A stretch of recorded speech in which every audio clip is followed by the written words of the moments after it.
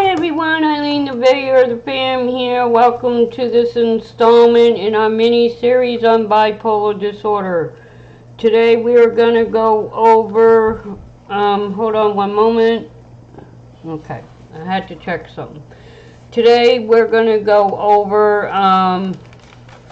the three different subtypes of bipolar disorder, but before we do, I just want to kind of quickly recap on what we covered so far. In the first installment in this, we covered what bipolar is, giving you a little information on what it is. In the second one, we covered the causes of bipolar disorder and how it affects the brain. The third installment, we went over the diagnosis of bipolar disorder, how they diagnose it, and the different things that they do to help narrow it down to make sure that it is bipolar disorder and nothing else. And in the fourth segment, we went over the bipolar spectrum, which gave you a little bit of an idea on the where it is on the scale, you know, between the different things. And today we're going to go over the criteria and subtypes. So let's get started. There are three different subtypes of bipolar disorder. The first one is bipolar disorder 1, second one is bipolar disorder 2, and the third one is cyclotyhmia. If I can say that right, if I'm not, please forgive me. And in this series, I'm going to go over in detail what each one is, how they're, what the criteria for each one is, so you have an understanding of it. Okay? Bipolar 1 disorder is when the person has at least one manic episode, and depressive episodes are common in the vast majority of cases, but are not necessary for the diagnosis. And what this is saying right there is the criteria for bipolar 1 is they have to have a manic episode. Majority of them have the manic depression as well as the other one, you know, from the high to the low, but that's not always the case, you know. So they don't judge by if a person doesn't have the manic depression but they have the other one, then they're still classified as type 1 bipolar disorder. Okay, so specifiers such as mild, moderate to severe, and severe with psychotic features should be addressed as applicable to indicate the presentation and cause of the disorder. So what's that saying is doctors will look at whether they're having mild, moderate to severe, or severe to find out exactly where they are in the spectrum. Now, bipolar 2 is when there is no manic episode and there is one or more hypomanic episodes and one or more depressive episodes. Now, before I continue, let me explain this. The first one is a hypermanic, spelled H-Y-P-E-R, for bipolar 1. Bipolar 2 is hypomanic, H-Y-P-O, which means it's a little less, okay? It's, if you look under what hyper and hypo is, you'll understand what I am saying, but there is a difference. Okay?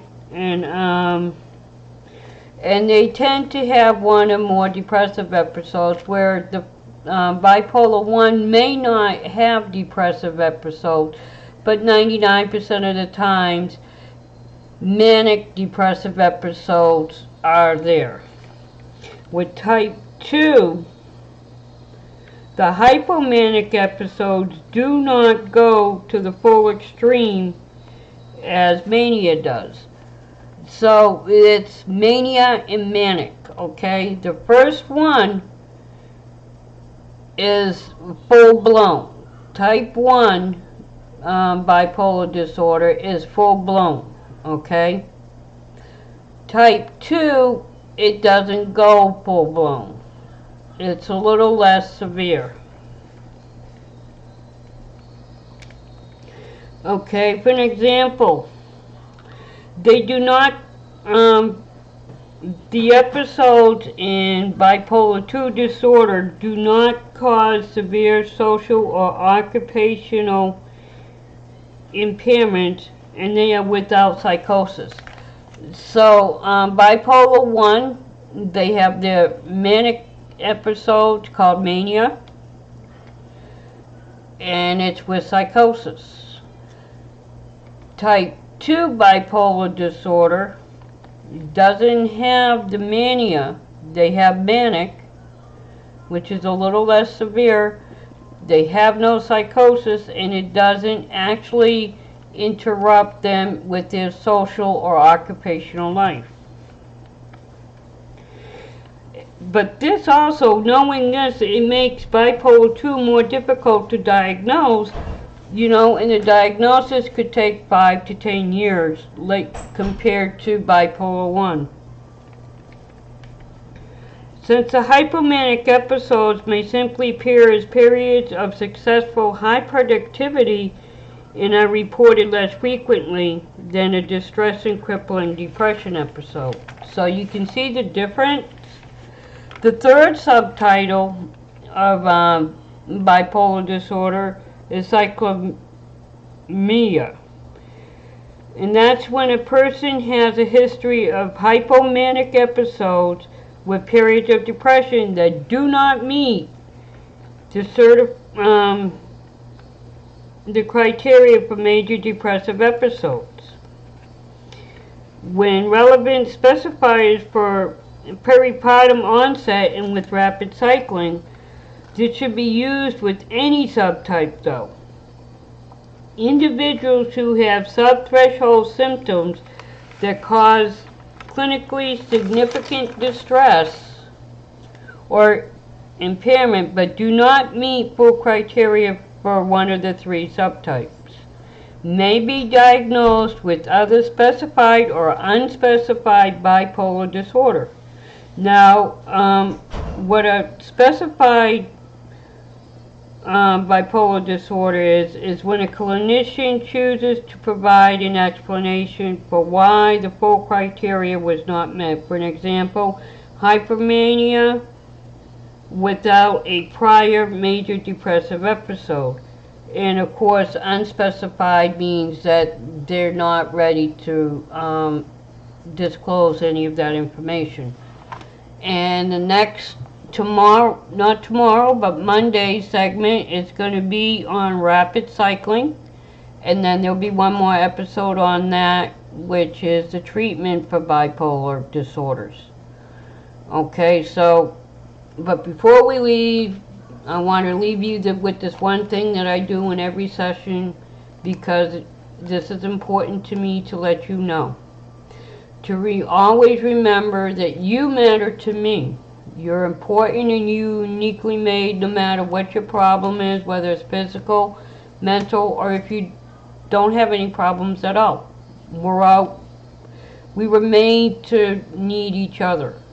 Not just on this platform, but that's the way we were created. That's why the song is "One is the Loneliest Number." We were made to need each other. So you're never alone. You're always here. And always remember, see with your heart, not your eyes.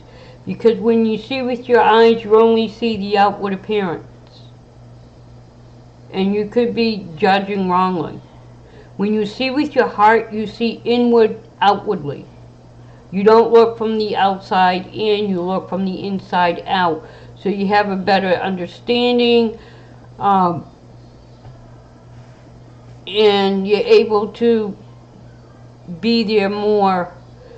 You'll be a lot happier. I've learned that given my visual impairment that I have, where I had it at birth.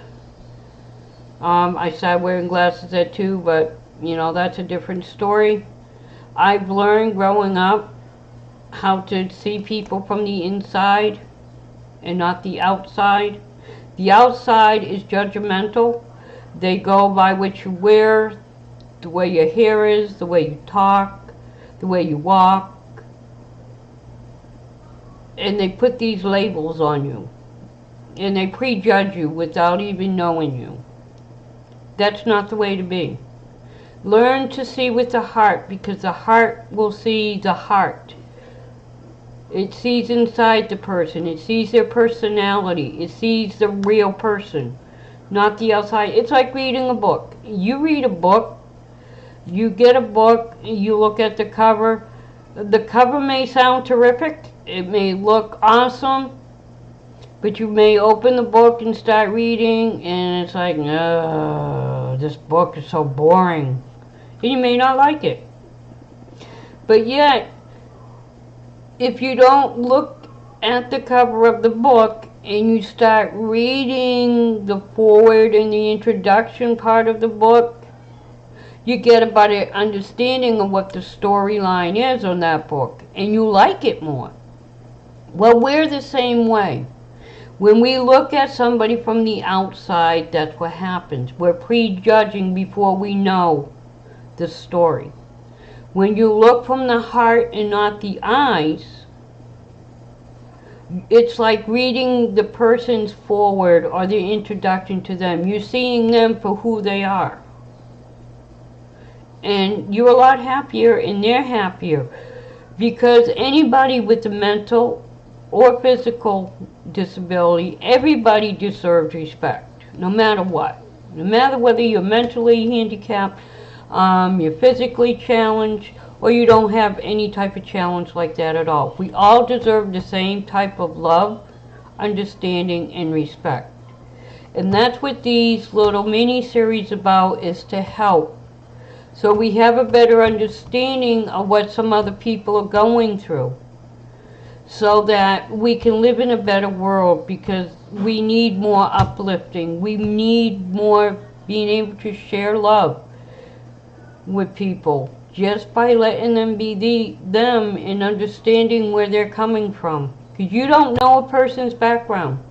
You could talk to somebody for years and not understand their background, especially if it's online. You meet a person, you get to talk to them, you get with them long enough where they open up more, they're going to tell you a little bit about their background, what they've gone through, if they're comfortable to talk about it. And you can understand more if you see with your heart. You can help more. The heart was put in us for a reason, not just to give us life, but to give others life. Because remember, words can kill. That's why a lot of people die from bullying and harassment, because it brings them down. Don't bring people down, bring them up. Let them know you love them for who they are.